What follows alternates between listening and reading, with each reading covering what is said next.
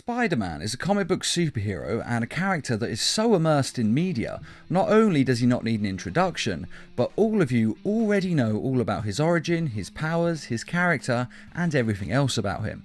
In fact, he's probably the most well-known superhero there is, next to Batman of course. And Spider-Man's been in comics since 1962, and he has never left the world since, as something about his character really connects with audiences. And no matter how bad the franchise gets, Spider-Man always sticks around. And believe me, it has gotten bad. We don't really talk about this. But because of Spider-Man's popularity, he will never disappear from media. And over the years, like any good superhero, he has died several times. And so this video is going to look back at the 5 best deaths of Spider-Man. Number 5. The Superior Spider-Man. In this story, Otto Octavius, or Doc Ock, is dying. Basically, his body is rotting away after being put through too many super fights over the years. And even though he tries everything he can, he still can't fix his body, and he is going to die. But he decides not to give up, so he can't fix his body. So what? He'll just go get another one. And what better body to get than Spider-Man's? He's a hero in his prime, healthy, and has superpowers. And so Doc Ock conducted several master plan schemes to get his revenge on those who had wronged him. But really, he wasn't doing that at all. You see, each time Spider-Man beat him, he had to use a helmet to link his mind to Doc Ock's Octobots. And Doc Ock had designed it that way, so that he could map Spider-Man's brain. And then Doc Ock switches his mind with Peter Parker's, and takes over his body, and Peter Parker dies inside Doc Ock's body. It's an incredibly dark death, and a lot of fans, myself included, didn't like seeing Peter Parker go out this way. It is different to see the villain win, sure, but it shouldn't have ended like this, as it was just so unfair to Peter Parker. And though Peter tried to switch back minds, he couldn't. He died before he got the chance. But right at the end, Peter wasn't angry about this. Instead, he shared his memories and experiences with Doc Ock, and he taught him how he became a hero, and more importantly, why he became a hero, and why he kept it up. And he told Doc Ock to use his body to become a better hero than Spider-Man ever was. And since Doc Ock can feel Spider-Man's life as though it's his own, he agrees. And so he becomes the Superior Spider-Man. Number 4. The Edge of Time. The video game Spider-Man Edge of Time was a sequel to the Spider-Man Shattered Dimensions game, and it had quite a good story that focuses on the future Spider-Man of 2099 and the present day Spider-Man. And the game opens with the death of Spider-Man at the hands of Anti-Venom, the Eddie Brock version. Now, when a story starts with the death of the hero, we all know that they're not actually going to die.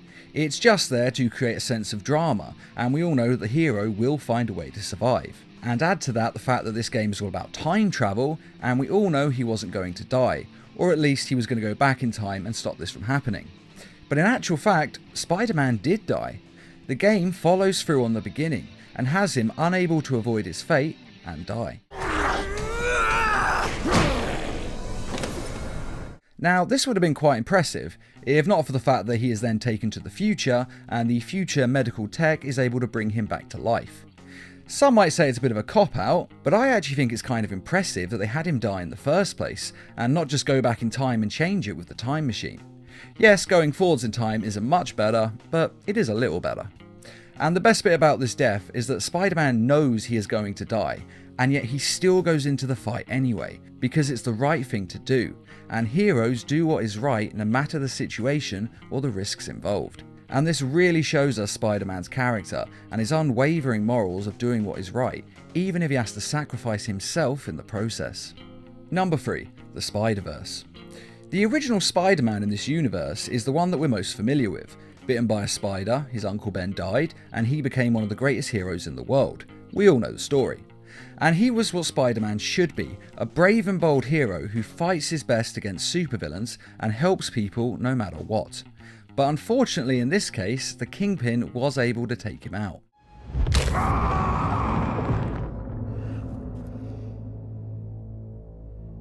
Get rid of the body. Now, he only appears briefly in this film, but he makes a great impact, especially on Miles Morales. Because Miles only becomes a hero because Spider-Man is gone and the void needs to be filled. And though other Spider-Men from other universes helped train him, I honestly think the one who had the most influence on his life was the one who died, as he showed him what it meant to be a hero, what you had to give and the risks involved.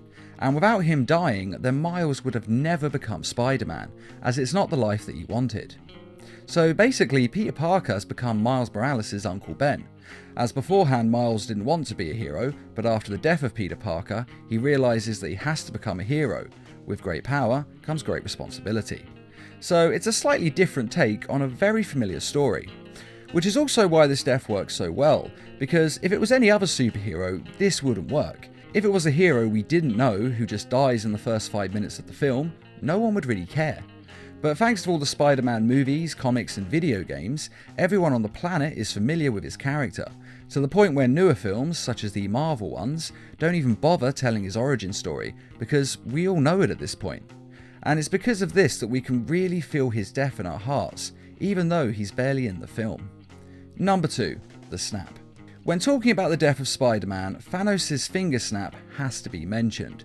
One of the best superhero movies ever made that sees Spider-Man teaming up with a host of other heroes. He travels with Iron Man and Doctor Strange into deep space, and finally to an alien world, where he teams up with even more heroes to fight Thanos en masse. And it's a great sequence to watch, and must have cost millions to make. And Spider-Man is actually incredibly helpful in this fight, saving lives and even going so far as to be the one who almost gets the gauntlet off of Thanos.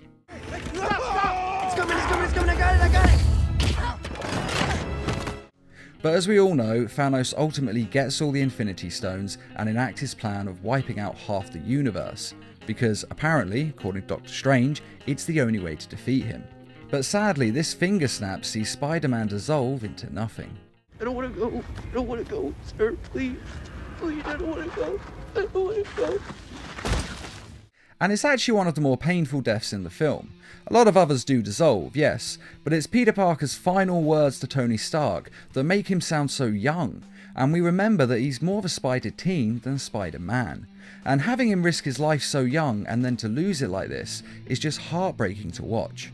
Of course, with that being said, we all know that Spider-Man will be back soon enough, as he is not only the face of the franchise, but the next Spider-Man film is already being advertised, before Spider-Man himself has even been resurrected in the MCU.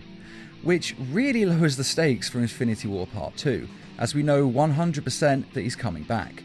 I mean, to be fair, we kinda did already, but seeing him actually advertise another film in a trailer, it's just a little bit tacky. They could have waited a few more months. But even when we take that into account, it's still a great death, and one of the more memorable out of everyone else who died in that film. And without a doubt, it's the death of Spider-Man that audiences are now the most familiar with. And though it may seem a bit simple, as it's just Thanos snapping his fingers, don't forget that finger snap was a decade in the making. Number 1. Ultimate Spider-Man. Now, this is widely considered to be the best Spider-Man death that we've ever seen, and for good reason. In the Ultimate Universe, Spider-Man is still the Peter Parker that we know and love, though he's a little bit younger in this version. But he's a hero with the same powers and pretty much the same past. And in this universe, the Sinister Six have broken out of prison and are coming for Peter Parker. Not Spider-Man, but Peter Parker, as they know who he is and more importantly, where he lives. Now, Peter manages to get Aunt May and Gwen Stacy out of their home and to safety, and then he heads off for the confrontation with the villains.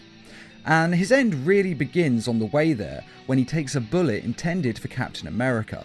And obviously a bullet wound is the last thing he needs when he has to go fight some of the most powerful supervillains in the world. But he is Spider-Man, and so he manages to work up the strength to stand. Now, he can't go to a hospital without giving away his identity, so instead he webs his wounds as closed as possible and gets web slinging home. He could have obviously gone somewhere else to get patched up, but he desperately needs to get home because he's scared they're going to hurt innocent civilians. And I have to say that doing all of that with a bullet wound takes a willpower made of iron. And then when he arrives home, there is a truly epic showdown, which sees Electro, Sandman, Vulture, Kraven and Norman Osborn versus Spider-Man and the Human Torch and Iceman, who at this point in that universe have been living with Peter Parker.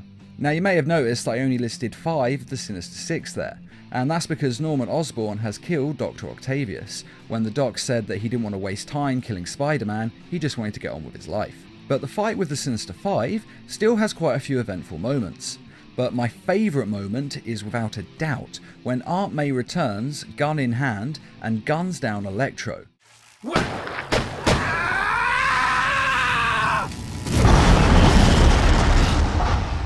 and she does this because Aunt May is nothing short of awesome. Now this fight is huge, and Spider-Man and the others take out as many as they can, until finally it ends with a one-on-one fight between Spider-Man and the Green Goblin. And just as the two of them are staring each other down, they are then interrupted by Mary Jane Watson, who is driving a stolen van, and she drives it straight into the Green Goblin, crushing him. Because MJ is pretty awesome too. But the Green Goblin isn't finished yet, and he gets back up, only to be knocked back down by Peter Parker, who lifts and throws the van on top of him with such force that it explodes. And this final feat of strength takes the Green Goblin down, which is good, because it also took everything that Peter Parker had left, and he collapses to the floor and dies from his injuries. And he dies happy, because he is able to save his Aunt May's life. He couldn't save his Uncle Ben, and the guilt of that defined the rest of his life. But this time he does the right thing and he saves his Aunt May. And he is able to die in peace, safe with the knowledge that his mission is complete. It's a very touching end that is actually very well written and thought out. And with Miles Morales taking over the mantle of Spider-Man, it wasn't just a normal, okay, they're dead, but they'll be resurrected in 6 months. Instead of this, they actually made a very emotional story about a hero who's willing to sacrifice everything to save those that he loves.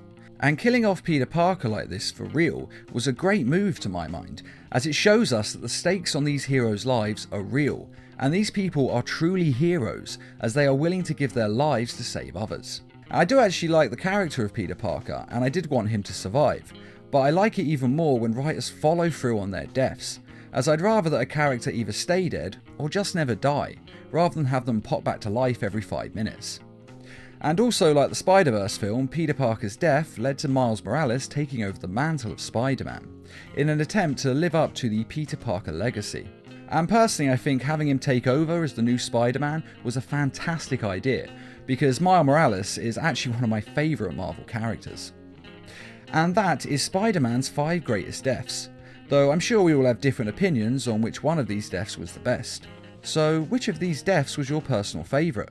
And are there any other Spider-Man deaths that you think should have been on this list?